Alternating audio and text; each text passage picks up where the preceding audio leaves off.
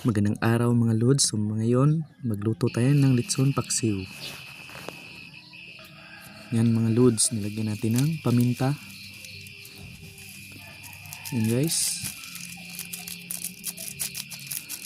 Yan, nilagyan natin ng paminta, no, para sumunop yung kanyang timpla. At saka Silver Swan soy sauce. Yan, at suka. At minikos-mikos natin yan guys. Maapaw pa yan sa sulanan natin. Yan, yung bombay at saka yung ahos. Yan, lagay natin yung bombay guys. Yan, at saka ahos. Yan. Yan, nagkuhan na rin ako ng kawali at nilunod ko guys. Yung litson paksiw. Yan. Minikos-mikos ko guys. Ayan. Yan, ganyan guys.